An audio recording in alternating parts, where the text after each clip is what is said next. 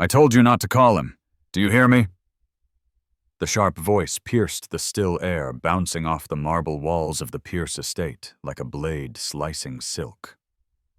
Nathan Pierce paused mid-step inside the grand foyer, the soft click of his leather shoes swallowed by the echoing shout. The late afternoon sun filtered through tall curtains, casting golden bars across the polished floor. In one hand he held a handmade Italian teddy bear, the gift he'd brought home for his daughter, but his smile faded. A scream high fragile, not playful, not teasing, real.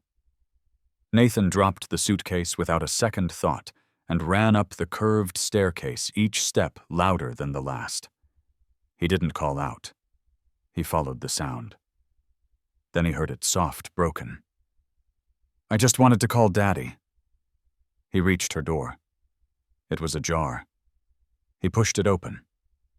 Ava was curled near the edge of her bed, her knees tucked to her chest, her hair a tangled halo of tight coils damp with sweat and tears. Clutched in her small hands was a worn plush rabbit. In front of her stood Eleanor, the housekeeper, who'd been with the Pierces for nearly 20 years, arms crossed, face flushed with fury. You don't belong here, you know that? Eleanor sneered. This isn't a place for children like you. Black kids don't live in houses like this, not unless they're cleaning it. Ava whimpered. Eleanor stepped closer. You think you're his daughter? He doesn't love you. You're a project, Ava, a little charity case to make him look noble. Soon enough he'll get tired of pretending.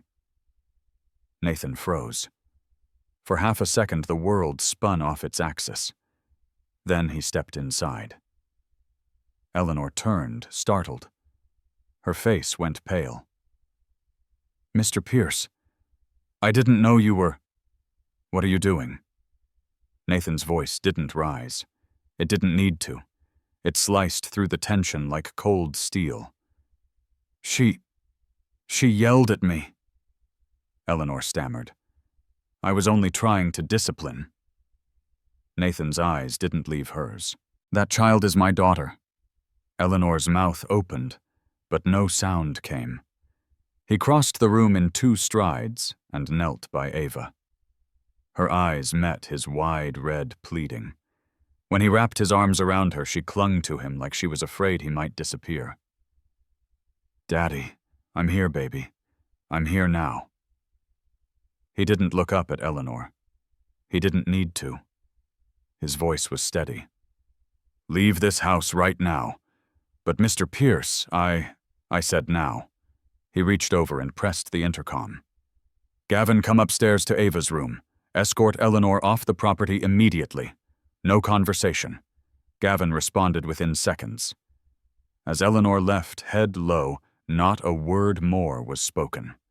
Her footsteps vanished down the hall. Nathan stayed where he was. Ava curled into his chest, her small body shaking. I didn't mean to make her mad, she whispered. She said I didn't belong, that you'd send me back. The words tore at him. He looked around the room. Plush toys, designer furniture, a private bathroom, a shelf of books from around the world, and yet none of it had made her feel safe. He held her tighter. Ava, he said softly. I chose you. I didn't adopt you to look good in a photo. I adopted you because you are my daughter. No one gets to tell you different. If your heart ached, or you felt a connection with Ava, hit that like button to show you're listening to the voices that need to be heard, and don't forget to comment where you're watching from. You might be surprised to find someone nearby watching this very moment with you. But I'm not like everyone else here, she murmured. He gently lifted her chin. That's right. You're stronger, braver, and more loved than anyone in this house ever imagined. She didn't speak again. She only nodded, barely. Nathan sat there long after the sun dipped below the horizon. He listened to her breathing slow, watched her finally close her eyes. Outside the window, the sky faded to deep blue. Inside, a father sat beside his daughter, silent, but certain, knowing in his bones that justice would not come from silence, that from this moment on, love would not be distant or delayed. Tonight, he would begin to make things right, not with power, but with presence. Nathan didn't sleep that night. He sat in the leather chair beside Ava's bed, one hand resting gently on her back as she slept. Every few minutes, her breath would catch like she was fighting a memory in her dreams. And each time, Nathan would whisper, "You're safe, baby. Daddy's right here." At dawn, when the soft amber glow crept through the curtains, he finally stood. His joints ached, his shirt was wrinkled, and his eyes were bloodshot. But none of it mattered. What mattered was the quiet rise and fall of Ava's chest, finally steady. He made his way downstairs, his mind still reeling from the night before. He replayed Eleanor's words over and over. "You don't belong here. Black kids don't live in houses like this." Nathan had built this home, every inch of it a testament to his rise from nothing. Born in South Central LA, orphaned at 9, shuffled between relatives until he was 16, then alone. He worked 3 jobs through college, started a tech logistics firm from his garage, and built it into a multi-billion-dollar corporation. He knew struggle. He knew survival. But somehow, despite all he'd overcome, he had failed to protect the one soul who needed him most. In the kitchen, the house was still. He opened the fridge, pulled out eggs and turkey bacon, and began cooking, moving with muscle memory. The smell filled the room. Coffee brewed on the side. He didn't cook often anymore, but today wasn't about habit. It was about presence. Footsteps behind him. Light, hesitant. "Morning, Daddy." He turned. Ava stood in the doorway, still in her pajamas, clutching the teddy bear he'd brought from Italy. "Morning, sunshine." He smiled soft and open. "You hungry?" She nodded, rubbing one eye. He lifted her gently onto one of the stools at the kitchen island and set a plate in front of her. She looked at the food for a long time before picking up her fork. After a few bites, she asked, "Is she gone?" "Yes," Nathan said. "Eleanor won't be coming back. She said this house doesn't want people like me." Nathan set down his coffee and knelt beside her stool, looking up at her. "Listen to me, Ava. That house, this home, belongs to you as much as it belongs to me. Your skin, your curls, your voice, everything about you belongs here. You are not a guest. You are family." She didn't respond, but her lip trembled. She reached out and hugged his neck tight. Later that morning, Nathan sat in his study with his assistant, Simon. "She's been with us for almost 2 decades, Simon said, stunned. "You sure about this?" "She emotionally abused my daughter," Nathan replied. "I don't care if she worked for me 20 years or 20 hours. She's done. We'll handle the severance." Quietly, Nathan nodded. "No press, no drama. But I want full access to the staff records. Every complaint, every schedule. Start with the past 6 months." Simon scribbled notes. "You think this was a pattern? I think I've been blind," Nathan murmured. That evening, Nathan did something he hadn't done in over a year. He canceled all his meetings for the week. Instead, he picked Ava up from school himself. The moment she saw him standing by the school gate, her backpack hanging loosely and her curls bouncing, her whole face lit up. "You came?" "Of course I did," he said, taking her hand. They stopped for ice cream on the way home. Chocolate swirl with rainbow sprinkles for her, plain vanilla for him. He listened as she talked about art class, about how Mrs. Chen let them paint with their fingers that day. He laughed when she imitated her classmate Leo's funny voice. At one point, she paused and asked, "Do you have to go away again soon?" Not for a while, Nathan said. She looked relieved.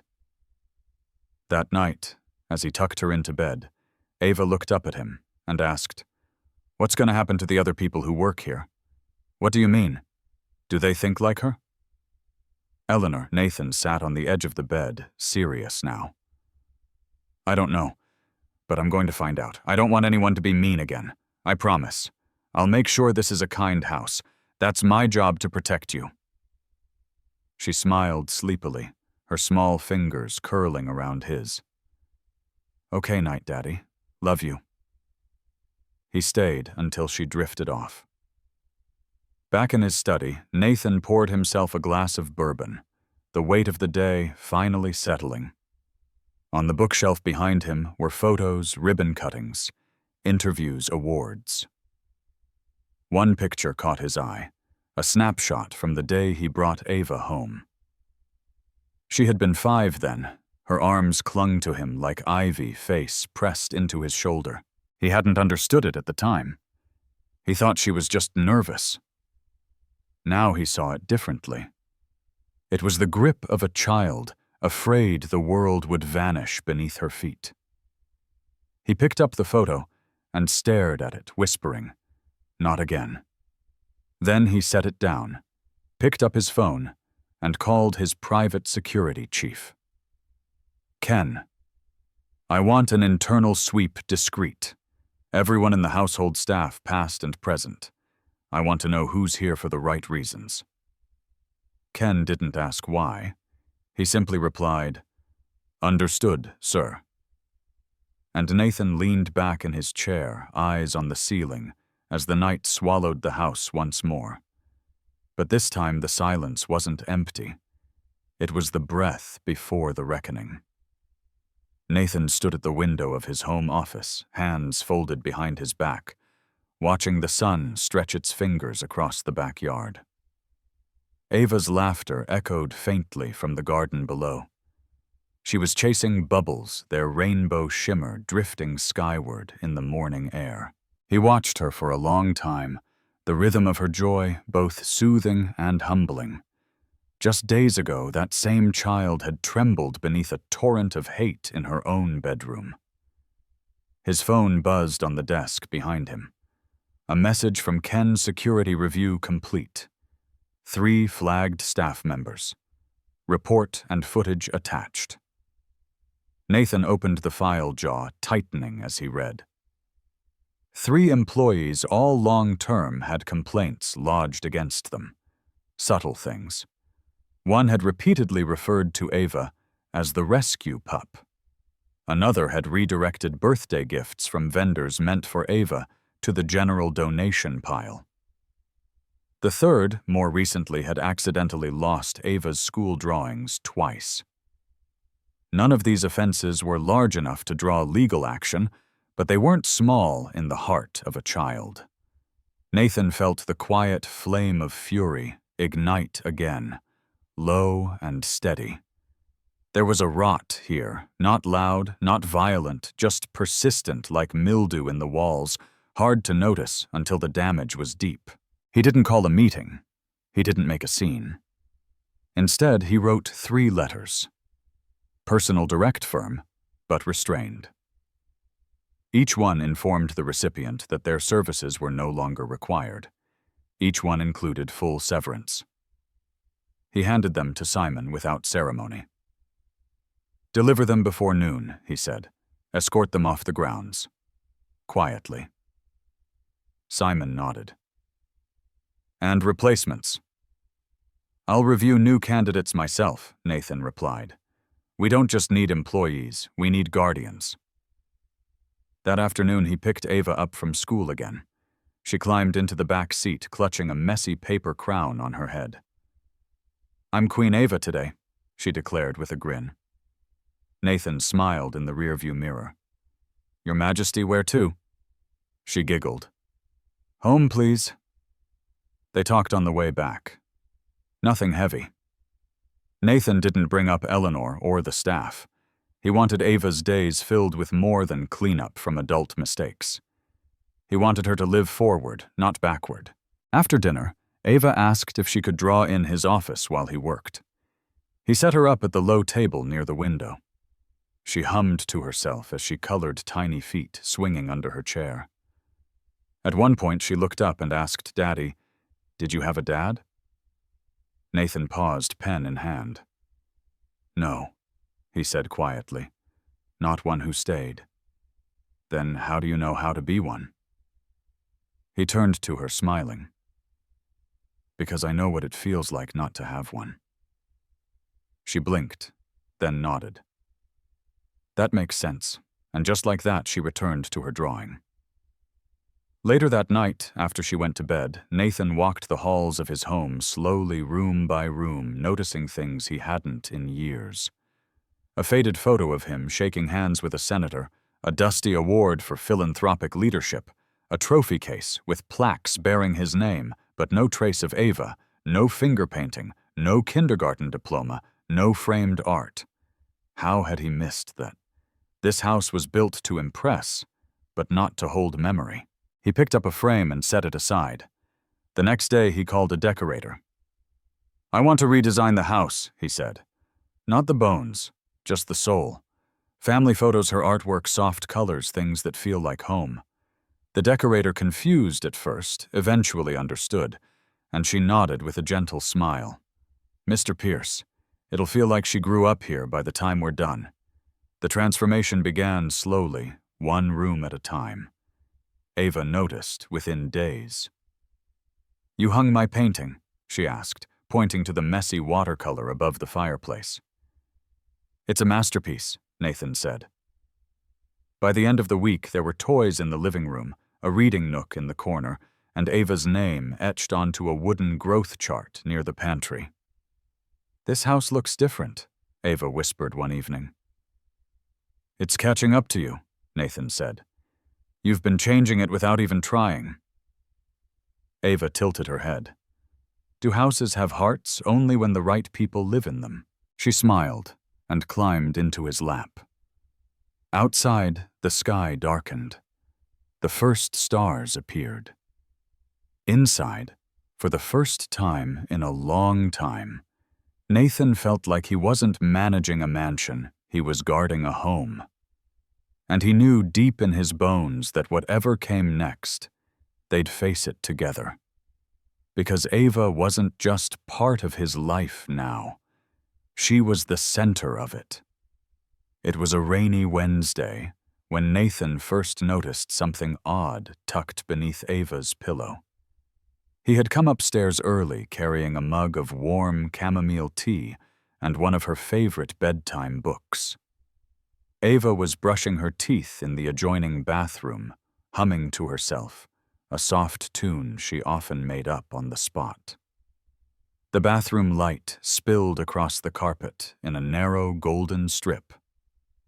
As he smoothed out her comforter and fluffed her pillow, a folded piece of paper slipped to the floor. At first, Nathan assumed it was a drawing. Ava often sketched animals and imagined castles when she was bored. But as he bent down and opened the small, crumpled sheet, his heart clenched. It wasn't a drawing.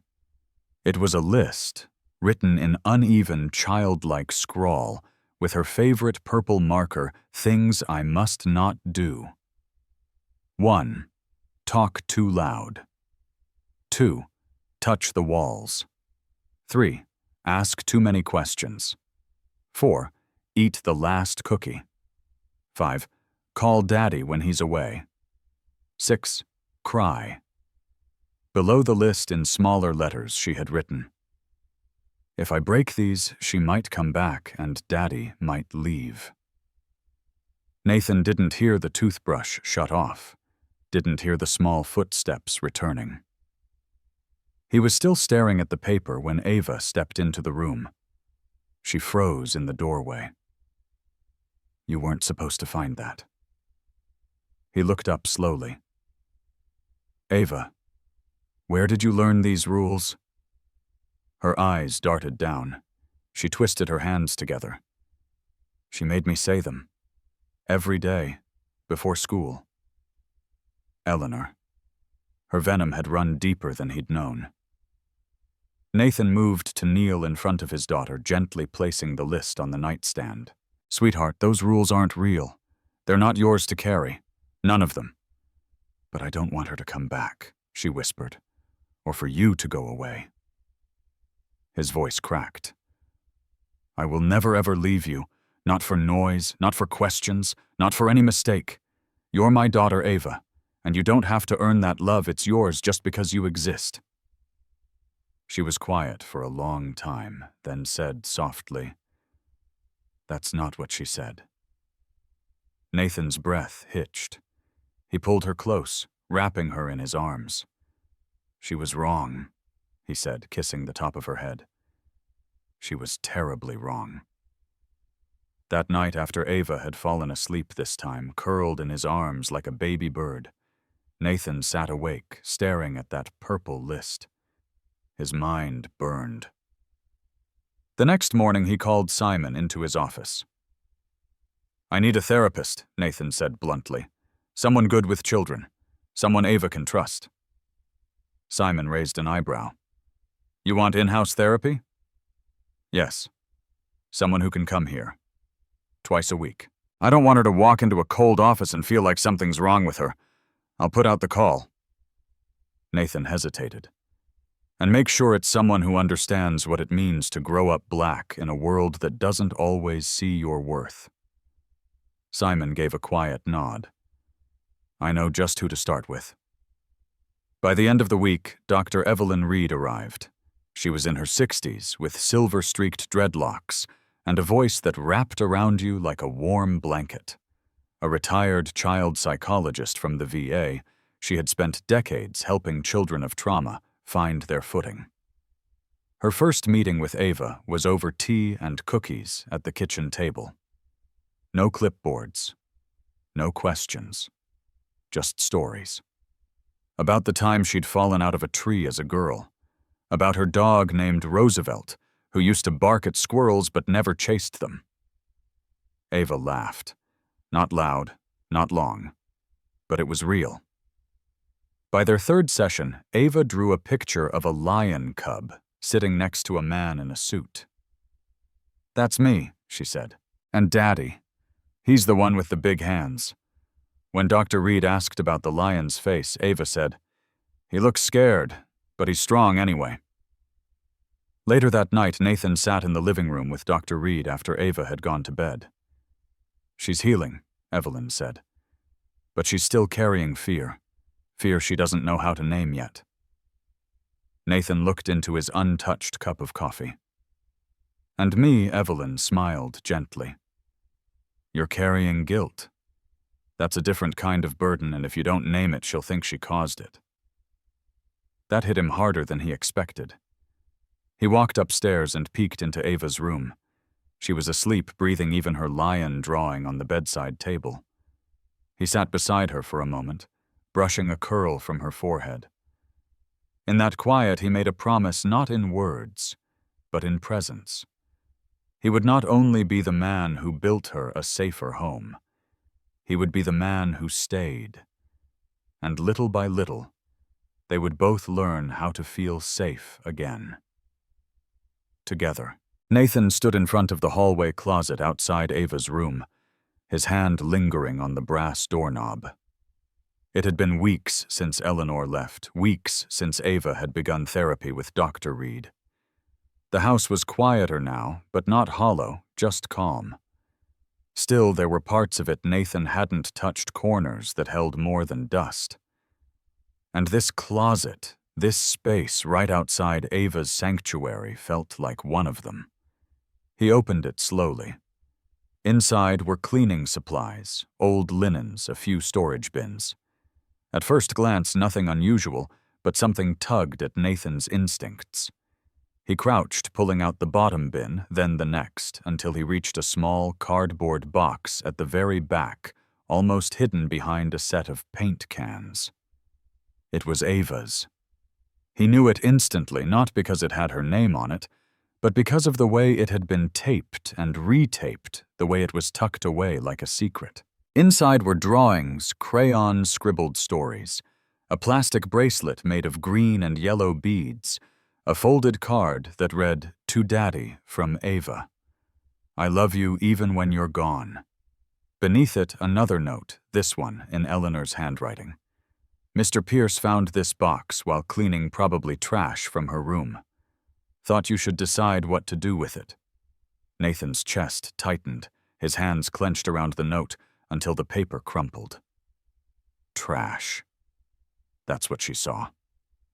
He took the entire box to his study. One by one, he laid the drawings across his desk. Each one was like a breadcrumb leading back to moments Ava had tried to share, only to have them dismissed, hidden, or thrown away. And he had never known, never asked. He picked up the beaded bracelet and turned it over in his hand. The elastic had stretched, but the colors were still bright. It looked like something she'd made with hope in her heart. That night after Ava had gone to bed, Nathan stayed up sketching out a plan. The next morning he met with Simon. "I want every security feed reviewed, every blind spot, every disabled camera over the past 6 months." Simon raised an eyebrow. "That's a lot of data." "Start with the dates." "Eleanor was on duty," Nathan said. "Anytime we see a gap or tampering, I want to know. You think she did more than just yell?" "I don't know what she did," Nathan said grimly, "but I'm going to find out." 3 days later, Simon returned with a file. "We found something." Nathan opened the folder. Inside were time-stamped screenshots from hallway cameras. On multiple occasions during Eleanor's shifts, the feed went black for 20 to 30 minutes. Always around Ava's room, always just after school hours. "We can't recover what happened during those gaps," Simon said, "but the pattern is clear. She knew where the cameras were. She knew how to avoid them."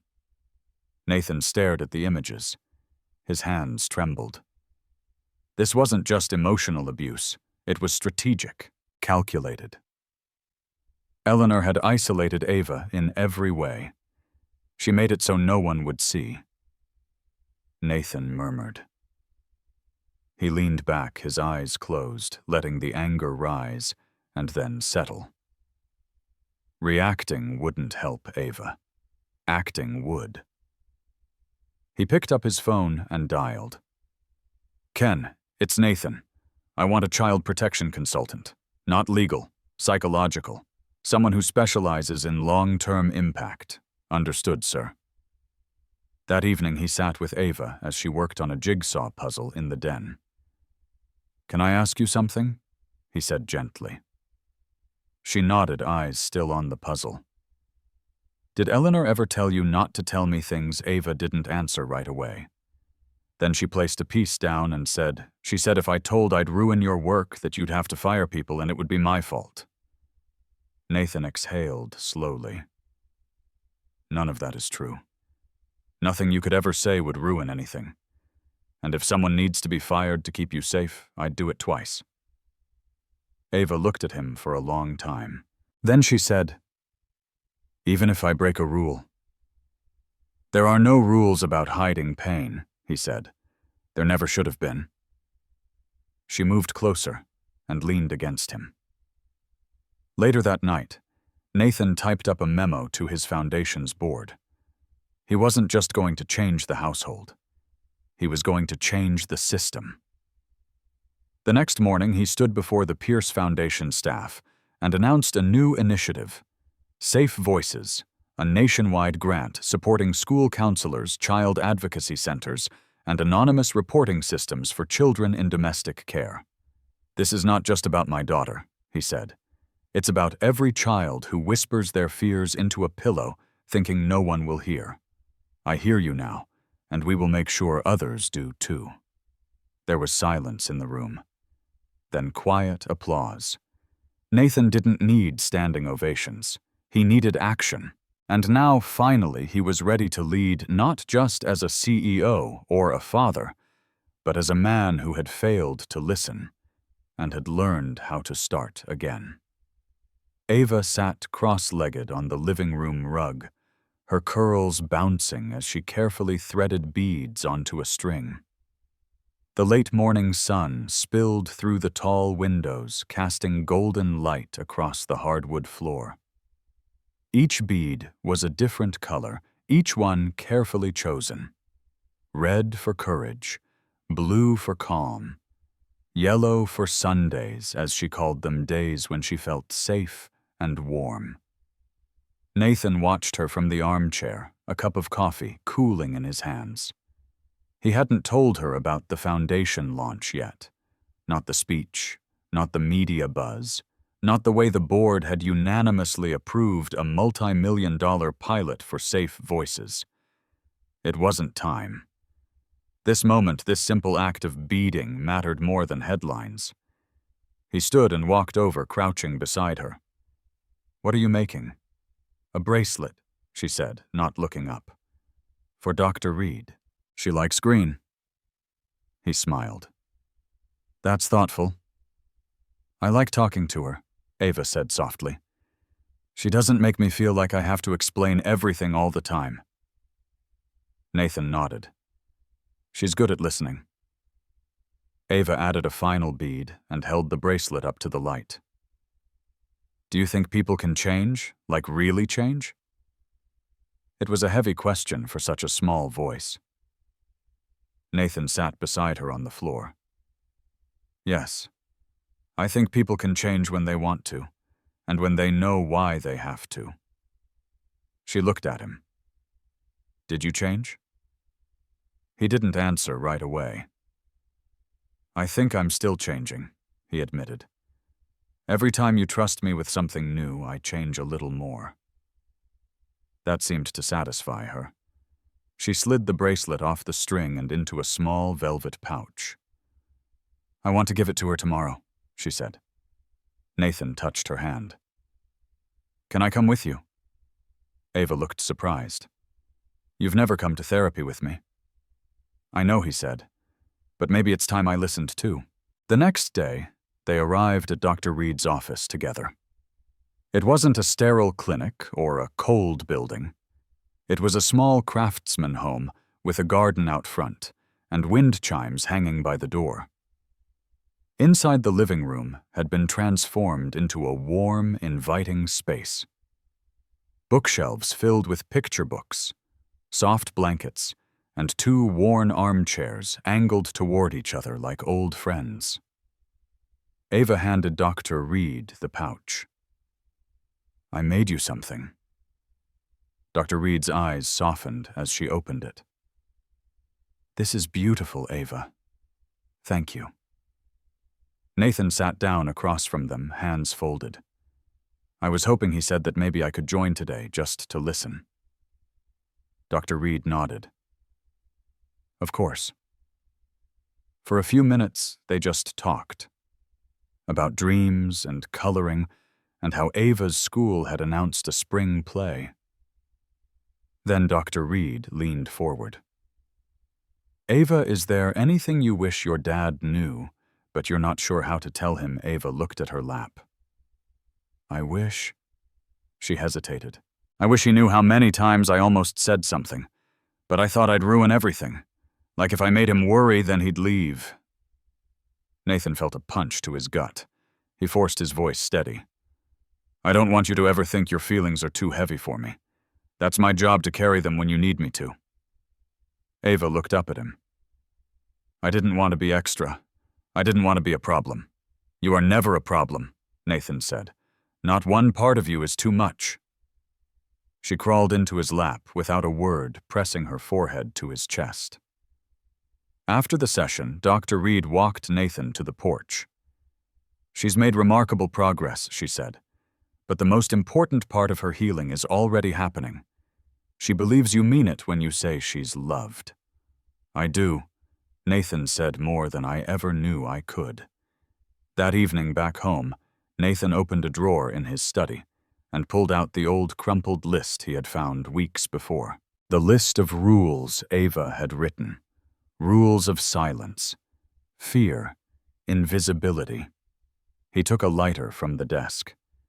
Outside on the stone patio beneath the stars, he held the paper in his hand and lit the corner. The flame curled through each rule one by one until the paper turned to ash. He scattered the remains into the wind. From the doorway, Ava watched arms crossed over her pajamas. What was that, she asked. Just something that doesn't belong to us anymore? She nodded and stepped outside, slipping her small hand into his. The wind was cool, but her fingers were warm, and in that stillness Nathan knew this wasn't just a new beginning for Ava. It was a new beginning for him, too. Not as a savior, not as a CEO, but as her father. And finally he was learning how to be one. Nathan pulled into the school parking lot 10 minutes before the final bell rang, the rain tapping softly on the windshield like a slow metronome. He hadn't picked Ava up mid-week in months, not because he didn't want to, but because the foundation and business consumed every spare hour. But things had changed. He had changed. Now he carved out time like it was sacred. Because it was. He stepped out of the car, umbrella in hand, and walked up to the covered sidewalk just as the double doors opened. A rush of laughter and backpacks and the squeak of sneakers filled the air. Children spilled out like confetti, some running into waiting arms, others skipping onto buses. And then he saw her. Ava spotted him instantly and lit up like a sunrise. "Daddy." She ran to him, her curls bouncing, her purple raincoat flapping behind her. He knelt and opened his arms. She crashed into his chest, damp and warm and full of joy. He lifted her easily. "Guess what she said," as he carried her toward the car. "Mrs. Adams picked me to read the announcements next week." Nathan buckled her in and grinned. "That's amazing, sweetie. You gonna tell the whole school what's for lunch, pizza and applesauce?" She laughed. "But I think I'll also say something cool at the end, like be kind or be quiet." He chuckled. "That's a pretty good motto." She nodded proudly. As they drove home, Ava hummed to the radio, tapping her fingers on the armrest. Nathan couldn't help but glance at her in the mirror, marveling at how much had shifted in just a few months. The shadows under her eyes had faded. Her shoulders no longer curled inward like she was trying to disappear. She was blooming. At dinner that night, Nathan brought up an idea that had been sitting quietly in the back of his mind. "Hey, kiddo," he said, swirling spaghetti onto her plate. "How would you feel about inviting some friends over next weekend? A little backyard get-together? Just fun games, maybe a movie night." Ava's eyes widened. "At our house?" "Of course. Maybe a couple of parents, too. We'll have lights in the trees. And snacks. And you can show them your tree swing." She hesitated. "Can I invite Chloe and Leo?" "You can invite anyone you want," Nathan said. A slow smile spread across her face. "Even Mrs. Chen from art class. Even Mrs. Chen." The idea took off from there. Ava grabbed paper and markers and started sketching invitations, each one with a cartoon version of their house and little stars above it. Nathan watched from the kitchen doorway, something warm blooming in his chest. This wasn't just a party. It was a declaration. Ava was ready to let people into her world again. The next few days were a whirlwind. Nathan hired a small catering team. Simon coordinated lighting. Gavin, the head of security, scoped out the entire yard and installed extra gate sensors just in case. Ava, meanwhile, buzzed with excitement, placing balloons in her favorite spots and selecting a playlist of songs she liked to sing in the car. Nathan let her lead. It wasn't about perfection. It was about her ownership, her joy. When Saturday finally arrived, the backyard glowed with soft fairy lights strung from the oaks. A projector was set up against the back wall. Bean bags and picnic blankets were scattered across the lawn. The scent of popcorn, mini hot dogs, and fresh lemonade floated in the warm spring air. Guests trickled in, kids in colorful hoodies, parents holding Tupperware teachers in denim jackets. The first time Ava introduced Nathan as my dad that evening, he caught the tiny catch in her throat, quickly covered by a smile. But it was there, and he understood why. Naming love out loud still felt like a risk sometimes. But each time she said it, the grip of the past loosened. Midway through the movie, Ava climbed into Nathan's lap on the large outdoor beanbag and leaned back against his chest. "You're not working tonight," she whispered. "Nope. You're not going anywhere tomorrow. Nowhere but pancakes and cartoons." She smiled without looking up. "This is the best night ever." Nathan kissed the top of her head. "Mine too." As the movie played on and the stars blinked above them, he looked around the yard at the laughter, the life, the light. This wasn't just healing. This was wholeness. And for the first time in a long time, Nathan Pierce knew exactly who he was. Not the CEO, not the donor, not the success story. He was Ava's father, and that was the most important title he would ever hold. The Sunday morning after the backyard gathering, sunlight poured through the linen curtains of the breakfast nook. Nathan stood by the stove, flipping pancakes, while Ava sat cross-legged on the counter, humming a made-up tune. Her hair was still a bit wild from sleep, and she wore his oversized Pierce Foundation hoodie, the sleeves covering her hands. "Do pancakes taste better on Sundays?" she asked, sniffing the air dramatically. "Only if you do the syrup dance," Nathan replied, sliding a golden-brown pancake onto a plate. Ava giggled. "What's the syrup dance?" He gave her a playful shrug. "You'll have to make one up." She hopped off the counter and performed an impromptu shuffle across the tile floor, ending with jazz hands. "Ta-da! That was award-worthy," he said, handing her the plate. They ate together by the window, the sounds of birds outside mixing with the occasional clink of forks on plates. The peace was real deep earned. But by early afternoon, the quiet was interrupted by a call from Simon. "Nathan," he said, voice low. "You need to see something." Nathan stepped into his office and shut the door. Simon sent a link, and when Nathan clicked it, a video began playing. It was a podcast episode, small audience amateur production, but the title alone made his stomach drop the truth behind Nathan Pierce's adopted image. The screen showed a blurry photo of him and Ava walking hand in hand. The host, a sharp-voiced woman with a cynical grin, spoke over the image. "You know what's sad when billionaires adopt kids just for image points? PR. Sympathy. A little girl placed in a mansion she doesn't belong in, raised by a man who's never once spoken publicly about why he really took her in."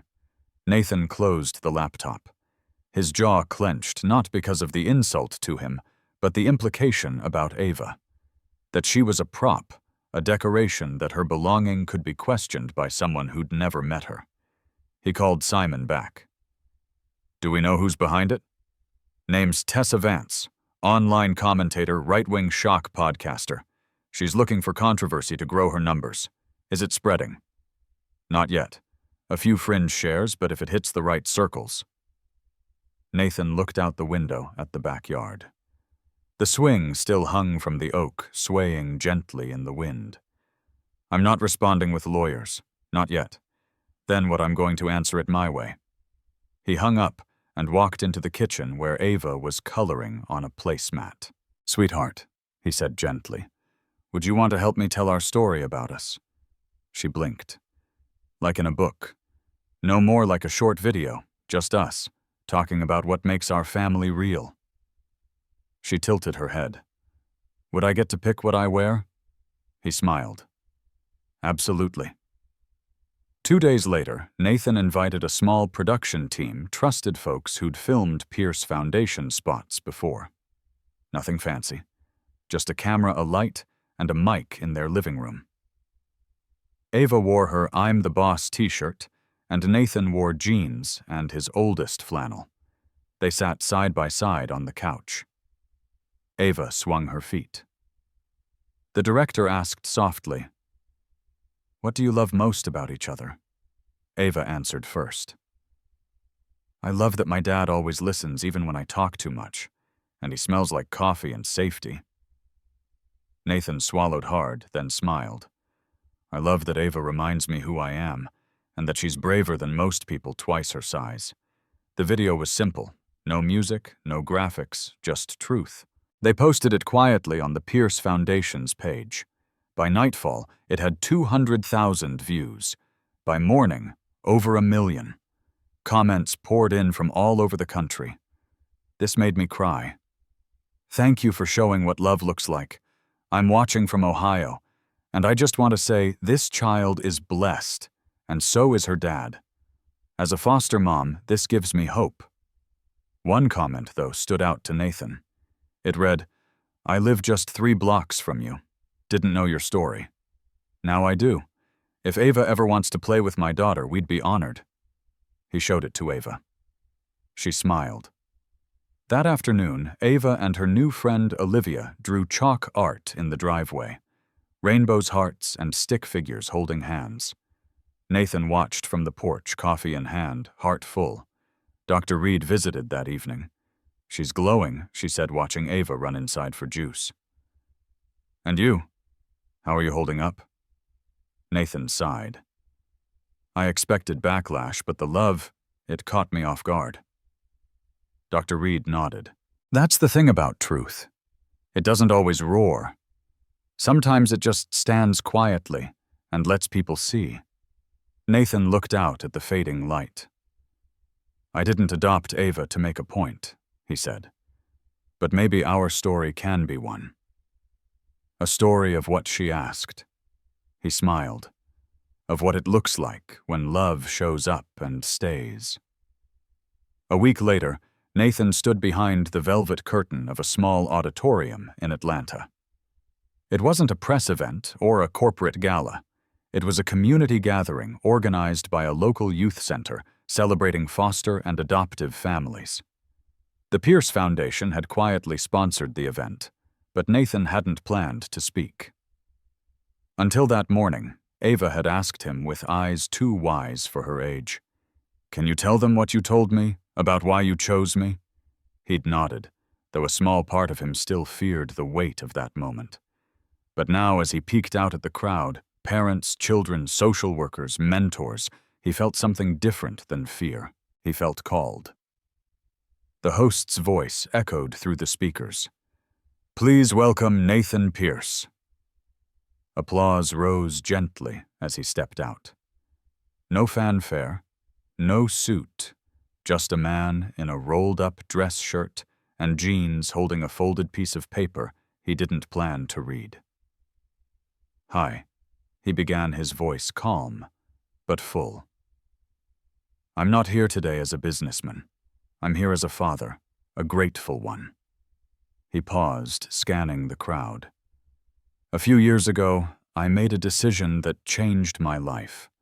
I adopted a little girl, not because I wanted to be seen or to make a statement or to be anyone's hero. I did it because I met someone who made me realize my life was missing something I didn't even know I needed." A hush fell over the room. I wasn't prepared for how much I'd have to grow. I wasn't ready for how deeply I'd have to examine myself. But she, Ava, made me better. Day by day, mistake by mistake, laugh by laugh. He smiled gently. "She taught me that love isn't what you say. It's what you do when no one's watching. It's staying present. It's showing up.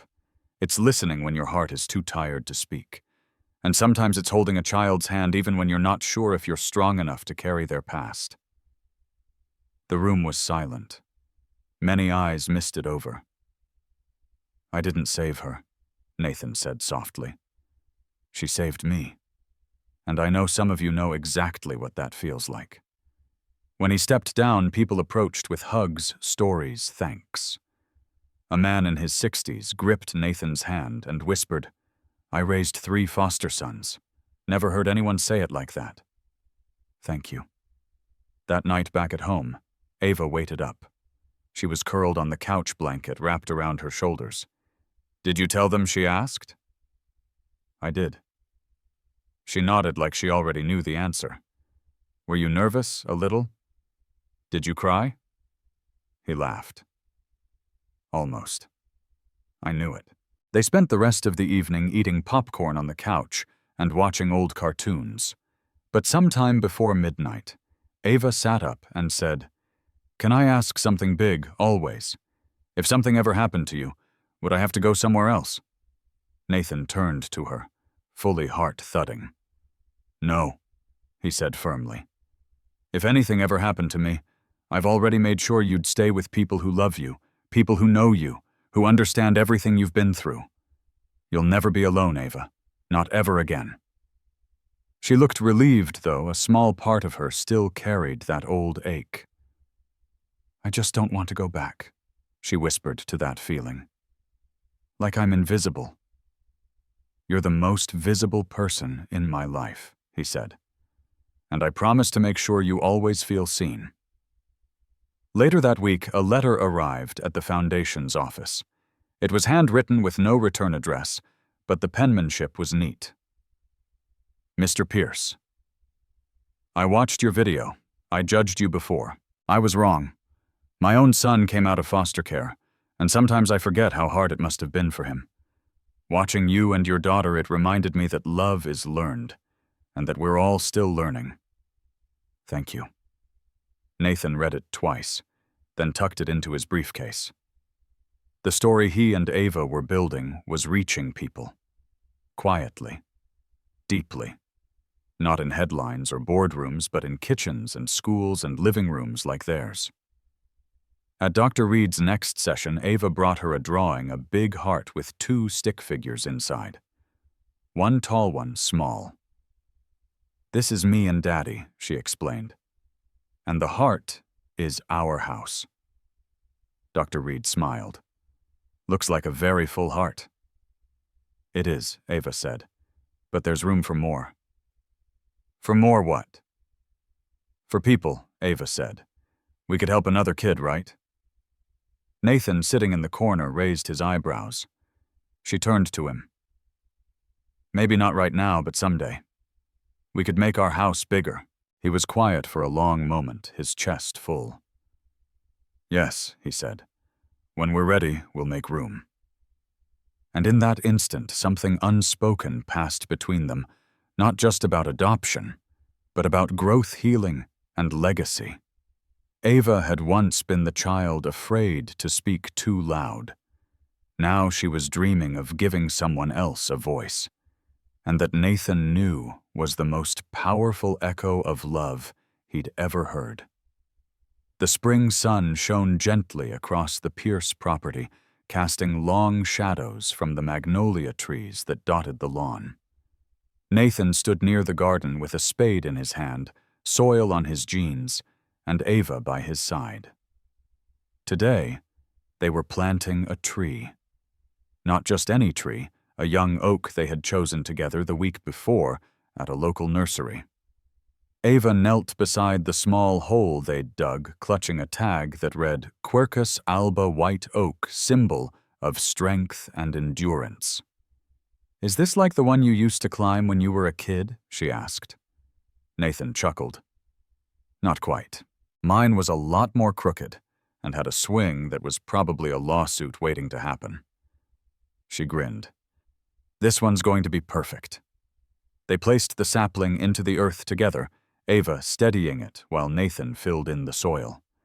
When they were done, they stood side by side, dirt on their hands, wind in their faces. "We'll watch it grow," Nathan said, "year by year, just like us." Ava looked up at him. "Will it still be here when I'm big, long after that? Maybe even when you have kids of your own?" She smiled, then fell quiet. "Do you think," she said softly, "that the people who hurt me before Do they ever feel sorry? Nathan's hands stilled. He wiped his palms on a towel before crouching to her level. I don't know, he said honestly. Some do, some don't. But what matters most is that you don't carry their shame. That belongs to them, not you. She nodded, blinking away a hint of tears. I used to think I was hard to love. Nathan pulled her into a hug. You are the easiest thing I've ever loved, Ava. They stayed there for a while, the breeze moving gently around them. Later that week, Nathan received a message from a longtime contact at the Department of Child and Family Services. They were hosting a roundtable summit focused on child trauma post-adoption support and community healing. They wanted Nathan not just to attend, but to help lead. He wasn't sure at first. It was one thing to speak at community events or release a heartfelt video. It was another to sit in a room of experts and decision-makers discussing policy and institutional failures. But then he thought of Ava's words. We could help another kid, right? He said yes. The summit was held in Washington, D.C., in a quiet conference room inside a historical building. Dozens of representatives were there, caseworkers, therapists, judges, and nonprofit leaders. The room was filled with the kind of silent tension that comes from years of burnout passion and bureaucracy. Nathan spoke last. He stood with a small photo of Ava in his hand. It wasn't one of her posed portraits. It was a candid shot, her drawing chalk hearts on the driveway sunlight in her curls, tongue sticking out in concentration. I didn't adopt Ava to change the system, he began. But after seeing how the system nearly broke her, I knew I had to speak up. He told them about Eleanor, about the hidden rules Ava had written for herself, about the therapy, the setbacks, the slow return of joy. There's no spreadsheet to measure the cost of silence, he said. But I promise you it's steep. Children don't just survive trauma. They carry it like an echo through every corner of their lives. And unless we meet them where they are with real empathy, they'll grow into adults still trying to unlearn fear. When he finished, the room was silent. Then slowly hands began to clap. Afterward, a judge approached him. We need more voices like yours in this space, she said. Not just data stories. Nathan smiled. I've got plenty more where that came from. Back home, Ava had prepared a surprise. When he opened the front door, she stood there holding a tray with 2 mugs of hot cocoa and a handmade sign that read, Welcome home, hero dad. He laughed and swept her into his arms. You're the real hero, he said. Nope, she replied, grinning. We're a team. That night, as they curled up for their bedtime reading, Ava asked, Do you think we'll always live in this house? Why, Nathan asked. She shrugged. Just wondering if we'll move someday, like maybe to a place where more kids need us. He looked down at her, his heart brimming. I think he said that wherever we go, we'll bring home with us. Because home isn't a place, it's the people in it. Ava snuggled closer. I want to bring it to someone else someday. You will, he whispered. You already have. And outside the window, under the night sky, the young oak they planted swayed gently in the wind, rooted steady, growing stronger by the day, just like them. It had been nearly a year since Ava had first stepped into Nathan Pierce's home, with nothing but a backpack and guarded eyes. Now the walls of their house echoed with laughter, shared secrets, and the unmistakable rhythm of belonging. But with growth came new chapters, and this particular morning began with a letter. Ava found it first. She had been checking the mailbox every day for the past week, convinced her pen pal from New Mexico would write back. Instead, tucked among the envelopes was a cream-colored letterhead, stamped with a government seal. She handed it to Nathan at the breakfast table, her expression curious. He opened it slowly, skimming the typed words. Then he paused. "It's from the State Child Welfare Board," he said. Ava's eyes widened. "Are we in trouble?" He laughed gently. "Not even close. The letter wasn't a warning. It was an invitation to testify at a legislative hearing in front of the state Senate. The goal: to advocate for more stringent oversight of private caregiving within the foster system. His story, they said, could make a difference. So could Ava's.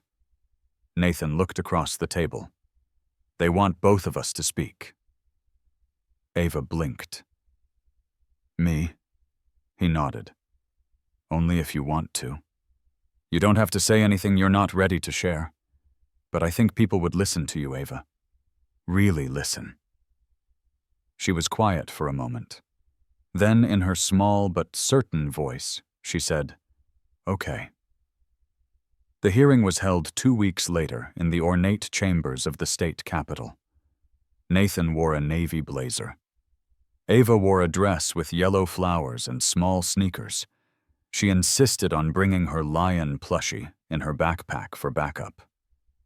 They sat together at the long table in front of the microphone. The room was filled with lawmakers, reporters, and advocates. Cameras blinked silently from the back. Nathan spoke first, his voice calm and deliberate.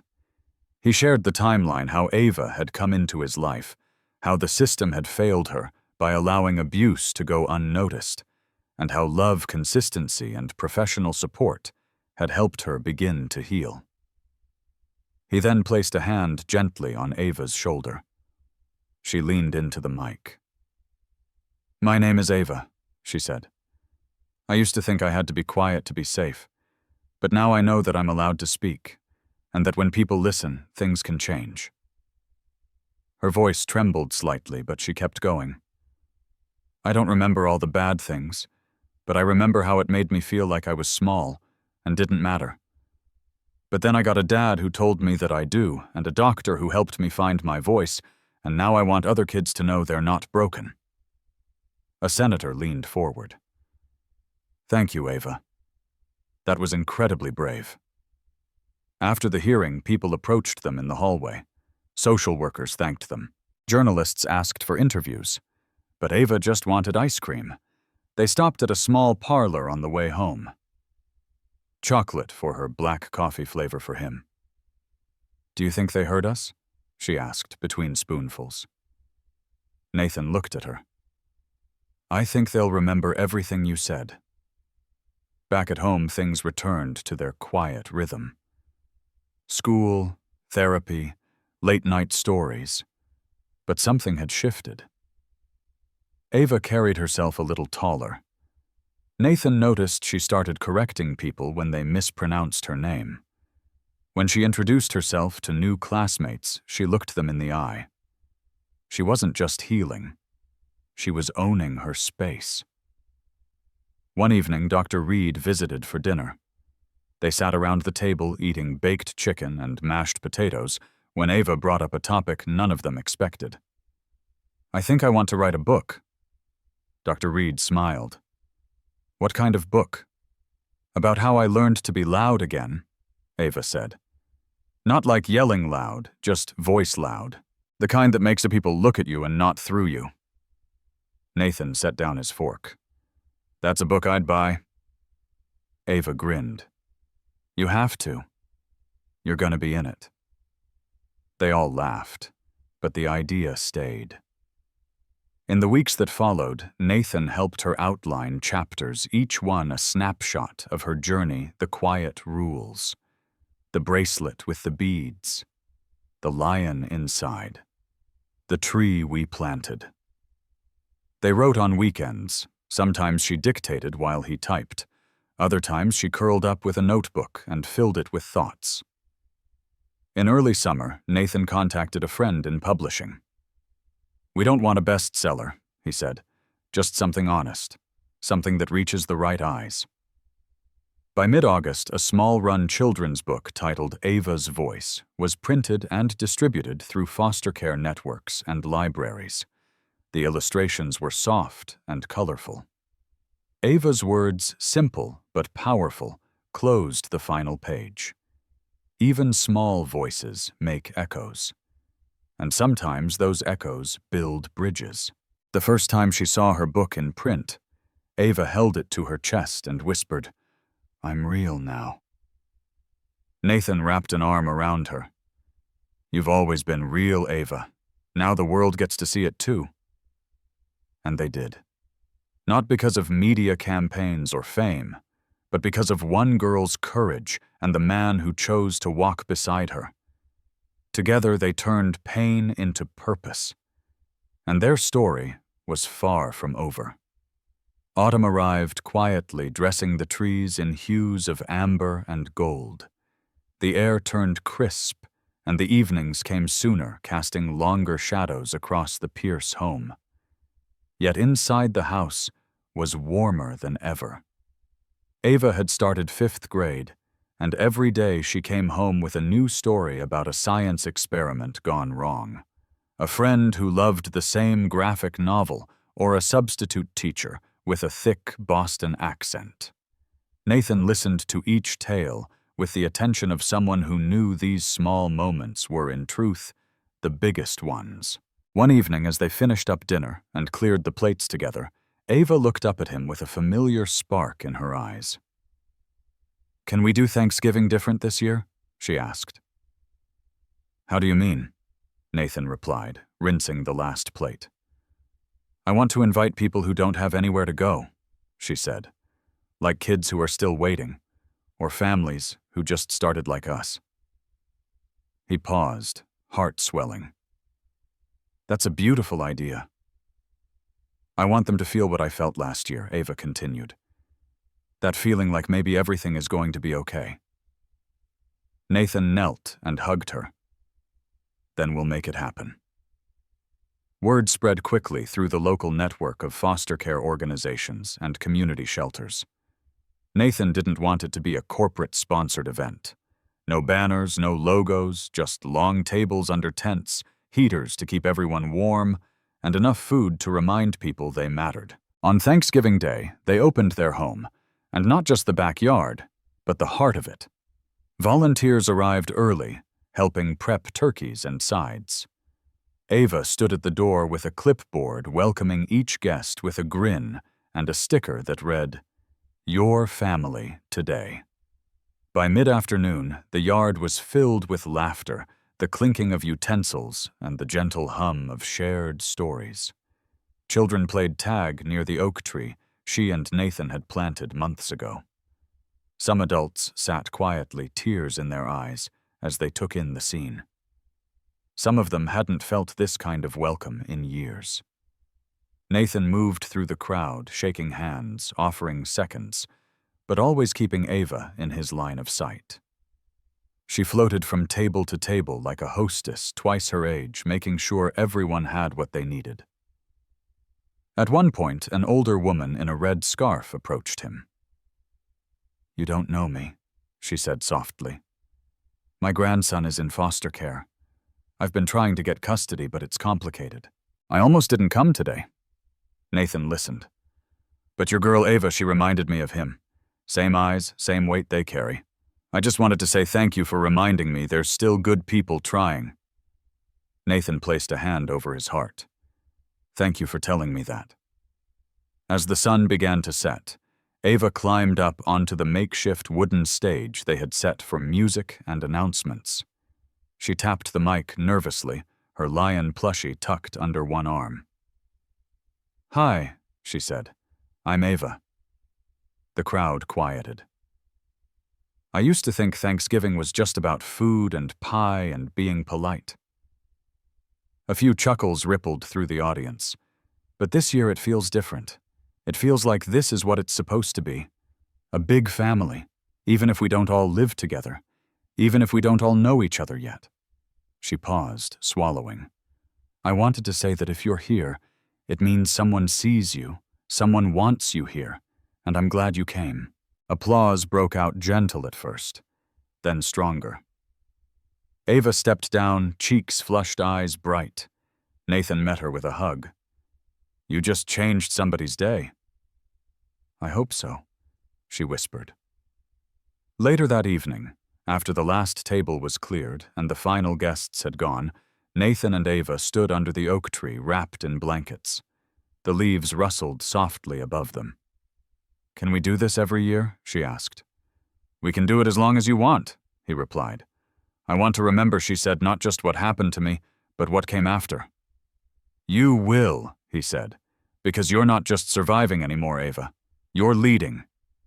She leaned her head on his arm. "You think the tree will be really big next year? Bigger than both of us, I bet." They stood quietly for a while, watching the stars appear one by one. Inside on the kitchen counter sat a framed copy of Ava's Voice, her book now being used in classrooms across 3 states. Next to it was a note she had written on a sticky pad. "We used to be 2, now we're more." Nathan smiled every time he saw it because in the end, that was the truth of their journey. A girl who found her voice, a man who found his purpose, and a love that rippled outward, making room for others to believe that healing is possible, and that sometimes the family you build is the one that saves you. No matter how wealthy or powerful you are, nothing is more important than listening to and protecting the ones you love. A child's sense of safety and self-worth can't be secured with luxury. It takes presence, love, and timely action from a parent. Never stay silent in the face of injustice, especially when it happens within your own home.